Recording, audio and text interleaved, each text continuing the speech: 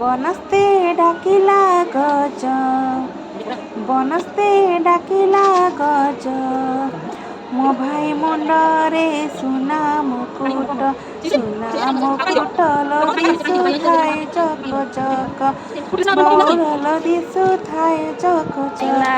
ଚାଉଳ ସୁଜି ହାଏ hello friends, ବାଦାମ ଦେଖନ୍ତୁ କାଜୁ ବାଦାମ ଆମର ପୋଡ଼ପିଠା ଚିନାବାଦାମ ନଡ଼ିଆ ପ୍ରସ୍ତୁତ ନଡ଼ିଆ ପୁର ଚାଲିଛି। ଆଉ ପୋଡ଼ପିଠା କରୁଛନ୍ତି ଆମ ଘରର ବଡ଼ ଯା ଆଉ ମୋ ଶାଶୁ, ଆଉ ଆମେ କିଛି ସାହାଯ୍ୟ କରୁଛୁ।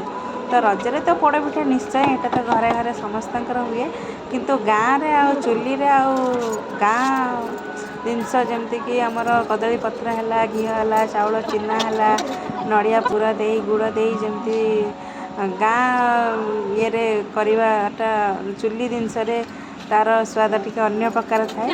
ତ ଆଶା କରୁଛି ଆମର ପୋଡ଼ପିଠାଟା ଆପଣମାନଙ୍କୁ ବହୁତ ପସନ୍ଦ ଆସିବ। ଆମେ ବି ଖାଇବୁ, ଆମକୁ ବହୁତ ବଢ଼ିଆ ଲାଗିବ। ଆମେ ରଜଟାକୁ ପୁରା ଏନ୍ଜୟ କରିବୁ। ଆପଣମାନେ ବି ଏମିତି ଘରେ ପିଠା କରିକି ଏନ୍ଜୟ କରନ୍ତୁ। ଆଉ ଦେଖନ୍ତୁ ପୋଡ଼ପିଠା ପୋଡ଼ି ହେଇଯାଇଛି, ଏଇଟା ରାତିରେ ପୋଡ଼ା ହେଇଥିଲା, ଆଉ ସକାଳୁ ସକାଳୁ ରଜରେ କଟାଯାଉଛି ପିଲାମାନେ ଖାଇବେ ବୋଲି। ଆଉ ବହୁତ ସୁନ୍ଦର ଭାବେ ପୋଡ଼ିଯାଇଛି, ପୁରା ସିଝି ଯାଇଛି, ତଳ ଉପରେ ପୁରା ବଢ଼ିଆ ସେ ହେଇଛି, କାହିଁକିନା କାଠ ଚୁଲି ନିଆଁରେ ଯେହେତୁ ହେଇଛି। ଦେଖିପାରୁଥିବେ ଭିତର ସଫ୍ଟ ଆଉ ଉପର ଯେମିତି ପୋଡ଼ିଯାଇଛି, ତଳ ବି ପୋଡ଼ିଯାଇଛି। ଦେଖୁଥିବେ ପିଠାଟା କେତେ ସୁନ୍ଦର ଦେଖାଯାଉଛି। ଜୟ ଜଗନ୍ନାଥ।